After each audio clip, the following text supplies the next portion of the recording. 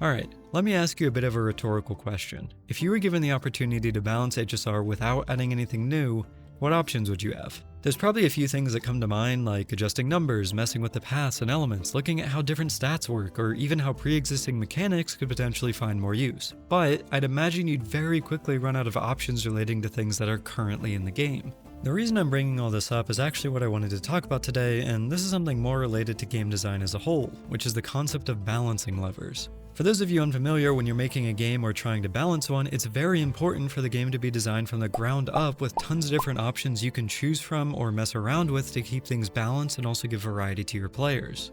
These levers can take the form of a very large variety of things. Obviously, there's the basics like being able to adjust numbers, but there's also stuff like character or element synergies, the amount of buttons players have to press, the ability to use items, and a whole bunch of other stuff as well. For example, when designing a character's kit in a hero shooter like Overwatch, characters have their weapons and potentially alternate fires for them, multiple skills, passives, their ultimate, and more recently, a variety of perks you can choose from during rounds to upgrade on the fly. In a more traditional turn-based RPG, you've got different roles for your characters, like tanks that need to be in the front line at melee ranges, or mages that have to cast from the back line, as well as a multitude of skills to choose from each turn, items to use, and usually other options as well. Like, all of those things are different balance levers the game has to pull, and each thing can be tweaked in a variety of ways. For example, you could adjust what a character's alternate fire does in a shooter, or move a character from one row to another in a turn-based game. These things would fundamentally change how that character plays for the most important part of the balancing equation, which is how it feels for the person that's actually using the character, or in other words, the player. On the other hand, when you look at a game like HSR, those options to look at or levers to pull in terms of balance just don't really exist, or at the very least aren't being used at all. In a very simplistic sense, HSR is basically just skill, alt, basic, and that's all you have to think about. Of course, there are other things like paths, elements, or whatever else, but think about it for a moment. When was the last time that those things were actually relevant, right? Like when you go into a battle, beyond looking at green attacker matches green enemy, do you really care about bringing the right element? With all the implants that ignores that have been introduced, do you think about matching at all? When you look at your lineup of team members, do you really think, oh, I gotta make sure I bring a bunch of remembrance units together here? I mean, sure, you could say that the Herda giving 80 crit damage to the team when paired with an erudition unit is a case of that, but on the other hand, what about for a character like Fei Zhao, where it's not hunt or follow-up units that she really needs, but more so just any super fast attacker like Hyacinth, for example?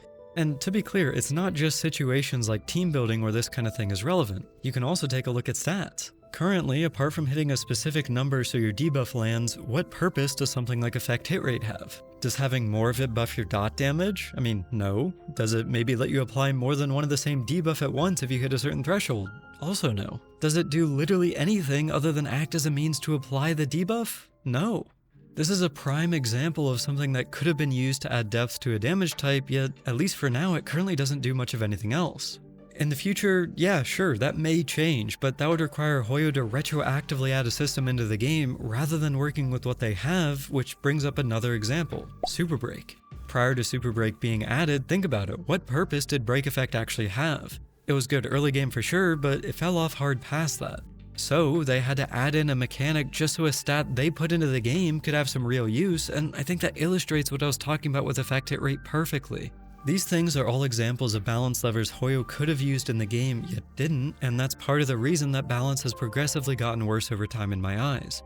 Literally from day one, they limited themselves by not having enough meaningful options to choose from even within basic damage types like dot or break, and that caused Hoyo to look for new things to add like super break instead. Like, in a normal scenario, if you're a developer and notice, hey, dot and break are both underperforming, ideally you would have a variety of those levers you can pull to improve the capabilities of it. To be clear, not just in terms of increasing multipliers, but also adjusting what is actually happening with stats like that. You'd be able to pull the lever that adjusts how much damage a dot does based on your stat. You'd be able to increase the amount of dots you can apply to enemies. You'd be able to look at break effect and do things with it beyond creating a super version of it that's super easy to play. But Hoyo didn't, and now we're here 2 years later where the only levers Hoyo has to pull are new things being added to the game. Like, it's not really a joke when people say that dot needs to be able to crit or have a new super version of it to be really viable again, and that's the same thing that happened with break turning into super break. And the thing is, Hoyo knows this. That's why the issues that the game has have kept becoming worse. HP keeps rising, kits continue to be bloated, new mechanics continue to be added as a result.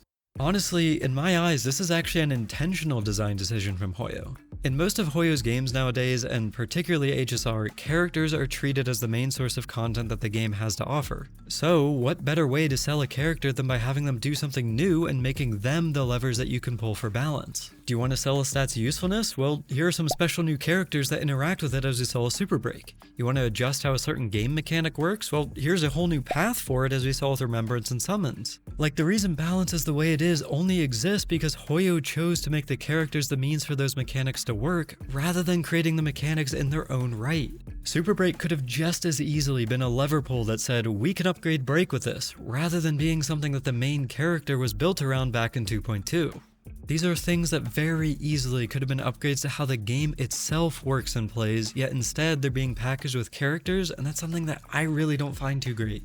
At the end of the day, I do get it. We're playing a gacha and they need to give as many reasons as possible for you to roll for characters. But from a gameplay perspective, this really won't be sustainable in the long term. In a sense, it's almost like feature creep, where certain characters or pre-existing systems will eventually be left behind with no way to catch up.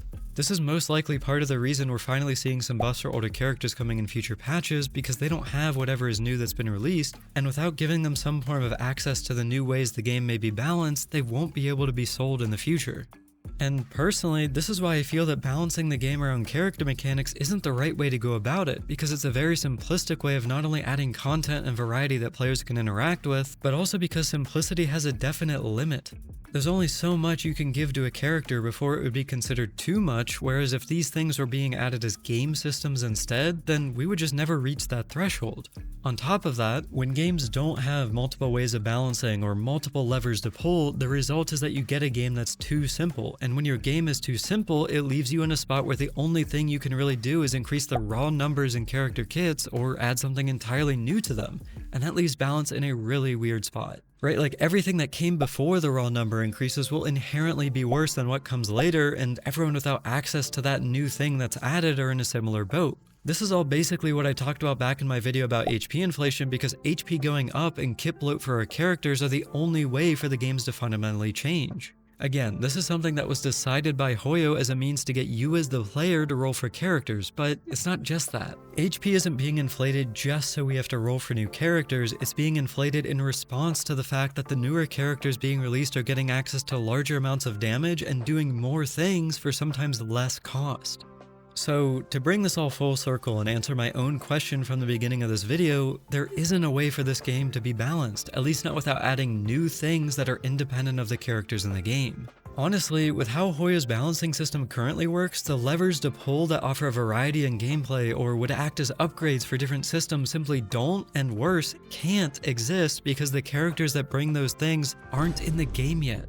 Going forward, something that I would really love to see is a means for the game to fundamentally change without the need for a character to be released to facilitate that. Personally, I think there's a lot of ways this can happen, and the easiest one is by doing something Hoyo has actually done before, just on its own rather than being attached to a character, and that's just messing with stats. I alluded to it earlier in this video, but there are some stats that don't really serve a purpose and realistically could be used to push new styles of gameplay that aren't currently in the game, as long as they're accessible to players, of course. Effect hit rate is one of them. Like, as I mentioned before, it could be used as a means to increase the effectiveness or enhance the capabilities of the dot archetype, but it's not just that. Like, what about adding some usefulness to effect res beyond being the thing that lets you ignore debuffs, or what about giving defense a purpose beyond being the stats that shields scale off of? These are all stats that are completely being underutilized in HSR at the moment, and personally, I feel that adjusting how they work could be a means for the game to get some more complexity and move away from the simplistic nature it currently has. These are levers that should be added into the game's balancing formula, and for the health of the game, I think we should move away from the idea that character releases are the only way to balance. A good example of this would be something along the lines of adding a real purpose for paths to the game. This is something entirely independent of characters because any character that's released could be in any path. To be clear, I don't just mean adding simple stuff like the Herta example from earlier, but more so things that offer players a reason to mix and match certain units. For example, right now there's not really a reason to use any preservation unit apart from Aventurine, and even he is starting to become less useful when characters like Hyacine are releasing with more bloated kits. So why not add in some sort of synergy mechanic? Like if you have an erudition unit and you pair that with a preservation unit, you could either get something simple like a stat bonus, or more ideally something unique, say like bringing the special path attacks from the old simulated universe into regular gameplay. The same could be said for elements, like why isn't there a reason for you to use a character beyond green guy fights green enemy? Maybe it's not a special attack you unlock here, but instead a combo attack. That's just one example, but there's tons of different ways that unique gameplay can be added without the need for you to specifically get one certain character to enable it. Any preservation unit could pair with any erudition unit. Any wind character could pair with any other one. This is all stuff that can add depth to the game, and personally, I think that would only be good and, more importantly, more fun for the game going forward. While I don't actually expect for this to happen because Hoyo's made it their MO to release characters with these systems instead, I do think it would offer a lot more opportunities for players to build their characters in different ways, and at least personally, as someone who enjoys the build crafting games like this, I think it would be a lot of fun. Anyway, that's all my thoughts, and I appreciate you listening if you made it this far. If you have some thoughts of your own about this topic, I'd love to hear about it, so feel free to join my Discord link down in the description to talk with me about it. As always, thank you so much for watching, subscribe, and if you haven't already, maybe give my other videos a shot too.